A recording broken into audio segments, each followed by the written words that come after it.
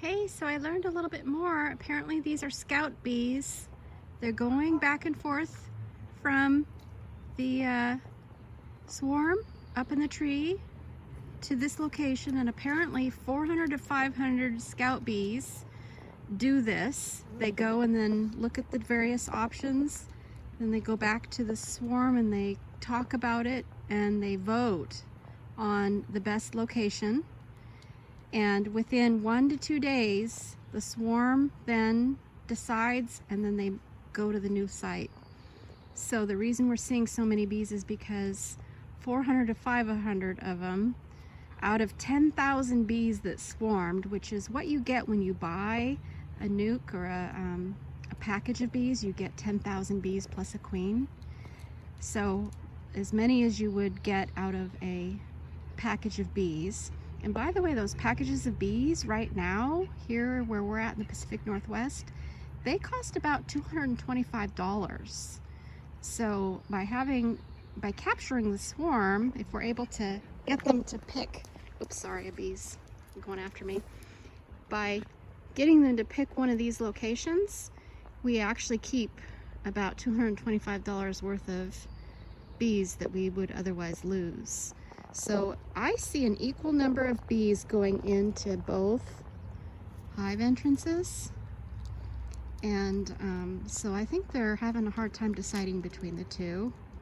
We've given them two choices here from some that we bought used from someone in the bee club that was getting rid of them. So anyway, see which one they decide on. Hopefully they pick one of our hives and they don't decide to find a home somewhere else.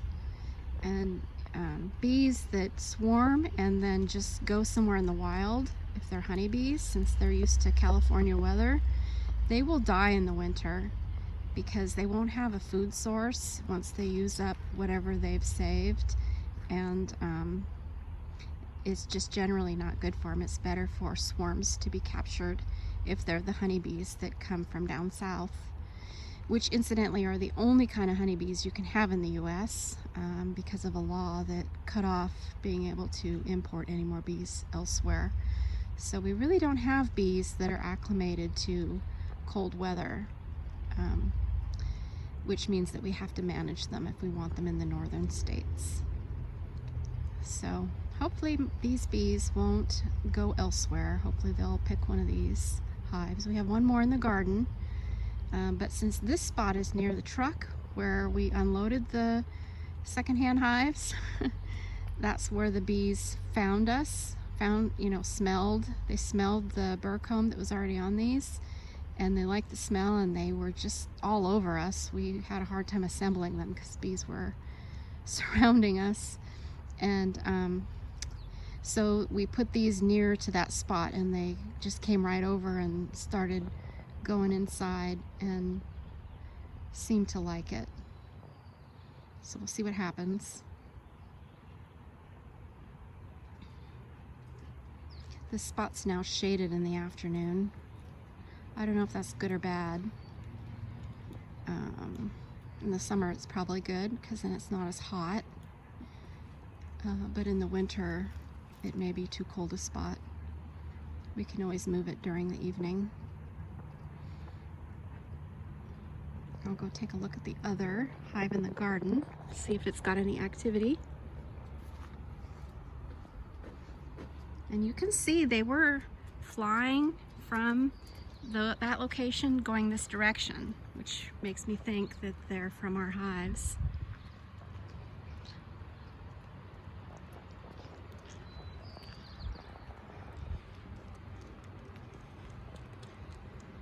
Let's see if the swarm is still there too. I don't know if the swarm is still up in the tree, but I imagine it is. Apparently they'll stay up there overnight too, if they don't find a good spot. I don't know if I can see them up there. I'll go over here and look up in the tree.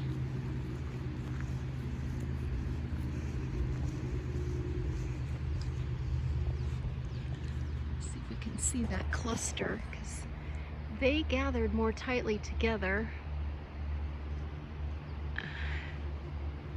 and I was having a hard time seeing them because they're not the loose buzzing around thing anymore. They're a tightly packed cluster with the queen probably right in the middle. But when I looked for a while, I was able to find it again.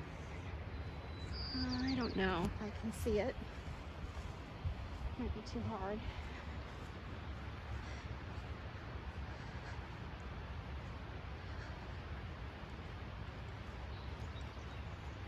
Oh wait, back here a little more. I see it. It's right there.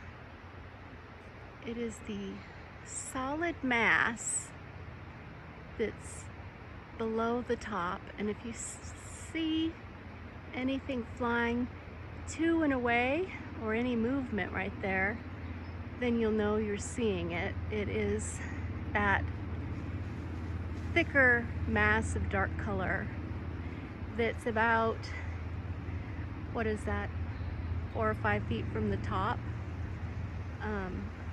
So where those two top limbs come together, right there is the mass of bees. And they used to be, when they first went up there, they were a very loose swarming mass of bees, and then they've tightened up into a very compact cluster.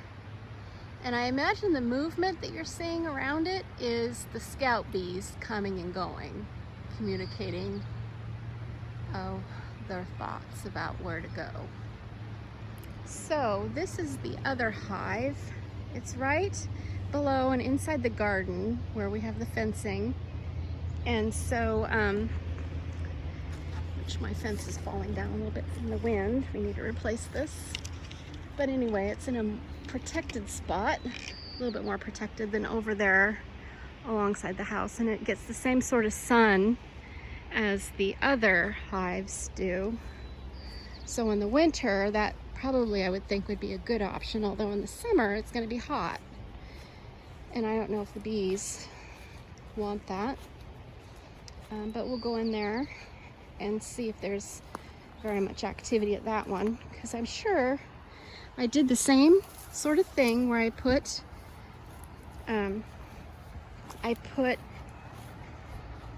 burr comb that had some 1-to-1 syrup mixture in it, as well as some honey in it that they had gathered, and I put also some lemon essential oil.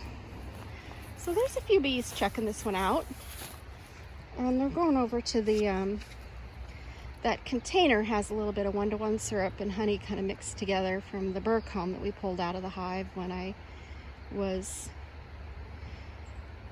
going into the hive one time. They're probably taking that.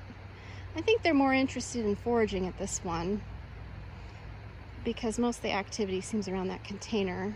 Few are going in. I bet this hive may not be, this may be the third choice. Maybe the other two are towards the top. And the style of the roof is different on this one. This one's a Waré hive, and usually they have a sloped roof at the top, kind of like a house would have. This one's more flat, although it has a lot of ventilation in the top part, just like the other. And I noticed that this one seems a little rougher. It has kind of it's not as pleasant to smell because it was, I think a mouse might have been in there or something. I don't know. Anyway, it's not in as good shape as the other two hives. The other two hives had a really good beeswax smell to them that I'm sure the bees loved. So anyhow, and this one is pretty close to the other hive.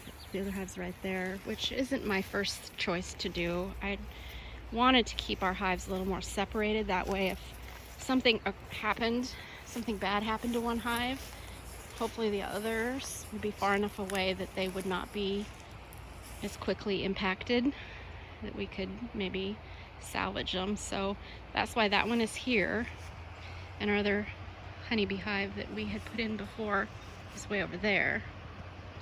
That keeps them. Last year, when our hives collapsed, our hives were right next to each other on the same bench. So what happened to one hive pretty much happened to the other one. Anyway, and then these other two hives that we set up are way over there on the far right side of the house. That's quite a distance. So that might be a good thing. Anyway, that's an update.